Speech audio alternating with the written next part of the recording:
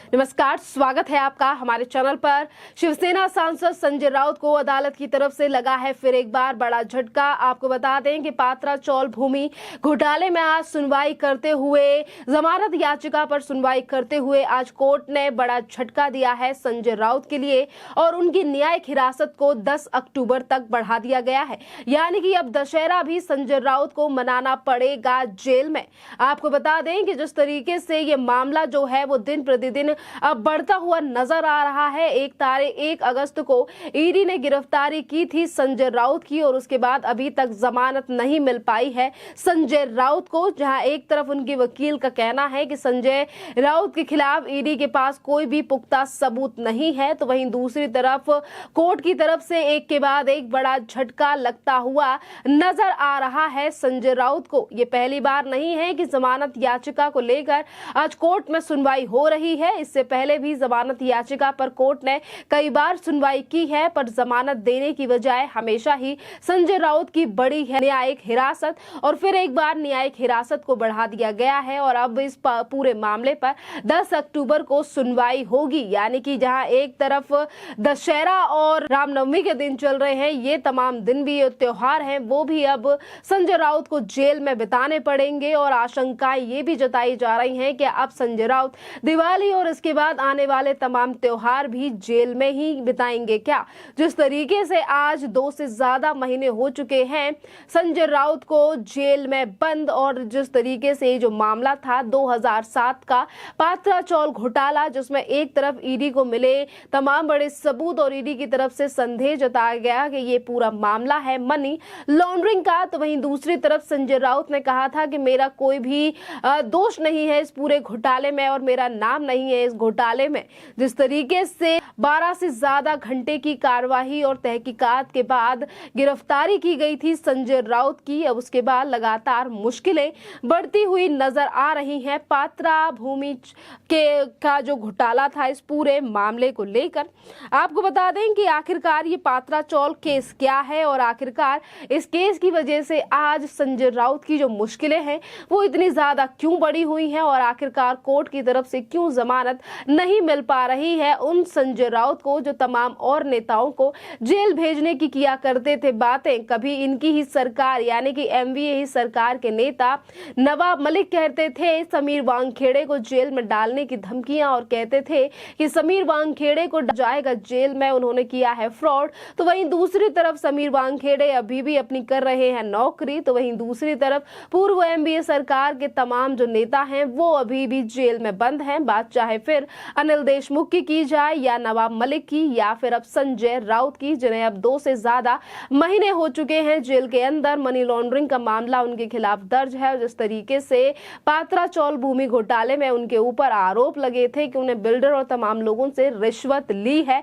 उस पूरे मामले की, उस घोटाले की, जिसमें 1034 करोड़ रुपए का ये घोटाला था। इसी के साथ हम आपको ये भी बता दें कि पात्रा चौल जो घोटाला है आखिरकार वो है क्या। आपको बता दें कि शिवसेना नेता संजय राउत पात्रा चौल जमीन घोटाले से जुड़े मनी लॉन्ड्रिंग मामले में फंसे हुए हैं। इस स्कैम की शुरुआत साल 2007 में हुई। आरोप है कि Maharashtra housing and development authority यानी कि म्हाडा के साथ प्रवीण राउत, गुरु आशीष कंस्ट्रक्शन और हाउसिंग डेवलपमेंट एंड ये जो तमाम जो लोग इनकी जो कंपनियां हैं इन्होंने मिलकर इस घोटाले को अंजाम दिया। म्हाडा ने पात्रा चौल के रीडेवलपमेंट का कार्य शुरू आशीष गुरु कंस्ट्रक्शन कंपनी को दिया था, जिसमें 1034 करोड़ के घोटाले का आरोप है। ये प्रवीण राउत की कंपनी है। पात्रा चौल में 3000 फ्लैट बनाए जाने थे, जिसमें से 672 फ्लैट चौल के निवासियों को मिलने थे। वहीं प्राइवेट बिल्डरों को जमीन बेचने का आरोप है। जिस तरीके से ये मामला सामने आया था कि कैसे रीडेवलपमेंट के नाम पर उस जगह का उन फ्लैट्स को बनाने का जो कॉन्ट्रैक्ट है वो लिया गया और वहां पर कोई भी फ्लैट बनाने की जगह उन तमाम उस जमीनों को तमाम और बिल्डरों को बेच दिया गया। यानी कि 1034 करोड़ रुपए का ये मामला है, जिसमें आज शिवसेना यानी कि उद्धव ठाकरे के गुट के जो नेता हैं, उद्धव ठाकरे के काफी ज्यादा क्लोज माने जाते रहे हैं अभी तक संजय राउत, और जिस तरीके से वो सामना के सामना में लिखा करते थे। सामना के जरिए भारतीय जनता पार्टी से लेकर केंद्र की मोदी सरकार के ऊपर लगातार निशाना भी साधा गया था इस पूरी कार्यवाही को लेकर संजय राउत की तरफ से, और कहा गया था कि हमारी सरकार गिराने के लिए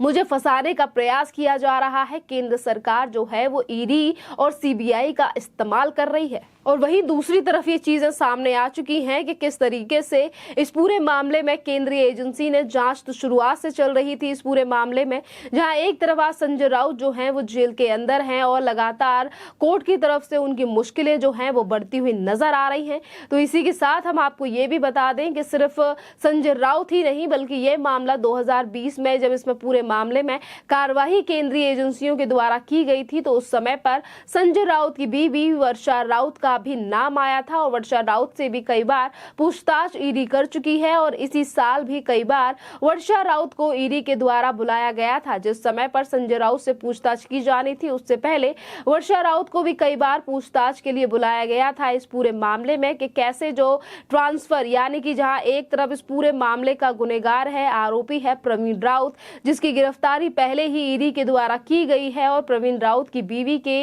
माधुरी राउत के अकाउंट से कैसे संजय राउत की बीवी के अकाउंट में पैसे आए, इस पूरे मामले को लेकर भी पहले ही ईडी जो है वो तहकीकात कर रही है। तो वहीं दूसरी तरफ अब बढ़ती हुई नजर आ रही हैं तमाम मुश्किलें फिर एक बार संजय राउत की वाइफ की, वर्षा राउत की, क्योंकि उनसे भी शायद अब आने वाले दिनों में फिर एक बार पूछताछ हो सकती है इस पूरे मामले में, क्योंकि जहां एक तरफ जमानत याचिका जो है वो डाली जाती देखी है हमने कई बार। संजय राउत के वकील अशोक मुंदारगी ने कई बार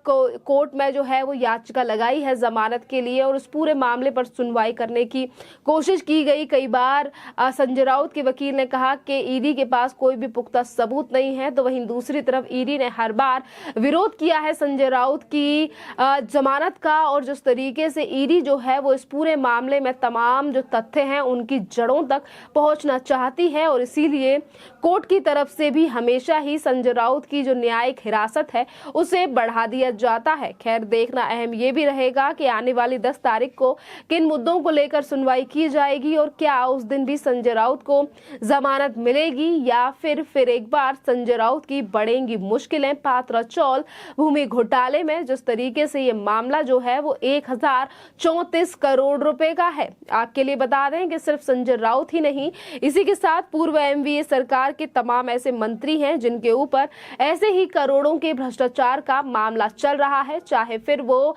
जेल में है। जिस तरीके से ये मामला 2020 में सामने आया था कि कैसे अनिल देशमुख जो है वो सचिन वाजे यानी कि एक सब इंस्पेक्टर से किस तरीके से वसूली का काम करवाया करते थे, और ये पूरा मामला खुलकर तब सामने आया था जब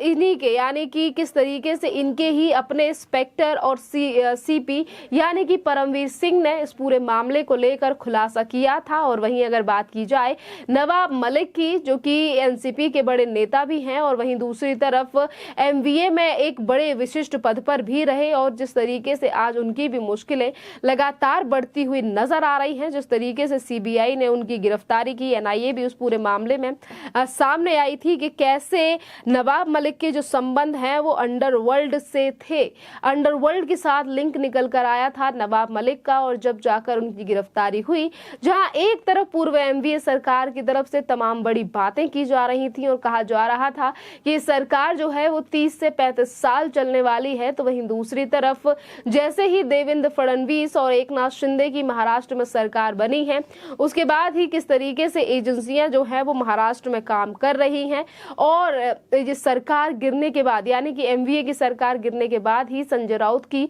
गिरफ्तारी हुई है पात्रा चौल भूमि घोटाले में। जिस तरीके से ये मामला है पुराना था, और जहां संजय राउत हमेशा ये कहते थे कि कार्रवाई इसीलिए की जा रही है क्योंकि सरकार को गिराने का प्रयास किया जा रहा है, पर सरकार गिरने के बाद ही उनकी गिरफ्तारी की गई है कि किस तरीके से उनके घर से 11 लाख से ज्यादा कैश मिला था। और इसी के साथ तमाम जो बड़े सबूत हैं वो भी आशंका जताई जा रही थी कि ईडी के हाथ लगे हैं, और तभी अभी तक संजय राउत को जमानत भी कोर्ट की तरफ से नहीं मिली है। खैर, इस पूरे मामले पर आपकी जो भी राय हो आप हमें कमेंट करके जरूर बताइए। धन्यवाद।